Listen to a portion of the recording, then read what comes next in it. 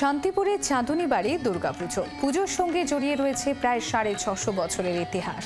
শুধু শান্তিপুরেই নয়, এই পুজো নদিয়ার সব থেকে পুরনো দুর্গাপুজো। চাঁদনী বাড়ির এই পুজো প্রতিষ্ঠা করেছিলেন সাধক গোপীনাথ সার্বভৌম।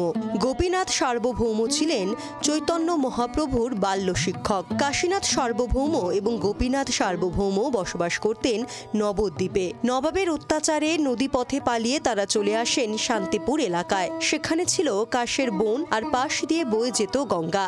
গঙ্গার ধারে তারা স্থাপন করেন একটি কালী মন্দির ও দুর্গা মন্দির। শুরু হয় দুর্গা পুজো। নবদ্বীপের দুই ব্রাহ্মণ কাশীনাথ সার্বভৌম এবং গোপীনাথ সার্বভৌম বলে দুজন নিষ্ঠাবান ব্রাহ্মণ ছিলেন। তখন এখান থেকে গঙ্গা বয়ে যেত। তারা এখানে এসে দেখলেন যে এটা উপযুক্ত স্থান, এখানে পুজো অর্চনা করা যাবে।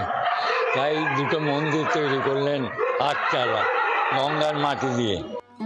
গোপীনাথ সার্বভৌমের বংশধররা এখন মুখোপাধ্যায় পরিবার। বর্তমানে এই বাড়ির নাম চাঁদনী বাড়ি। এই বাড়ির নামেই এলাকাটি পরিচিত। অন্যান্য পুজোর মতো এই পুজো 4 দিন ধরে চললেও বাড়ির প্রতিমায় কিছু বিশেষত্ব রয়েছে। এখানে মা কন্যা রূপে পূজিতা, বাহন সিংহের বদলে সিন্ধু ঘটক। নবমীর দিনে মাকে ইলিশ মাছের ভোগ দেওয়া হয়, আর দশমীতে বাসি পান্তা খাইয়ে চতুর্দোলায় করে বিসর্জন। দুর্গাপুজোর বিশেষ বৈশিষ্ট্য তো আপনারা শুনেছেনই, ইলিশ মাছ দেওয়া হয় নবমীতে। কারণ সেই সময় তো বন্যা হয়ে গিয়েছিল, গঙ্গা বইতো, গঙ্গার ওখানকার ইলিশ মাছ দিয়ে ওনাকে ভোগ দেওয়া হয়েছিল। মা চলে যাবেন বলে পরের দিন দশমীর দিন সবাই ভারাক্রান্ত, আমরা রান্নাবাড়ি কেউ বউরা শুনেছি করেননি, সেই বাসি ভোগই দান করা হয়েছিল, মাছের টক বাসি ভোগ। শান্তিপুর থেকে বিশ্বজিৎ মিত্রের রিপোর্ট, জি 24 ঘন্টা।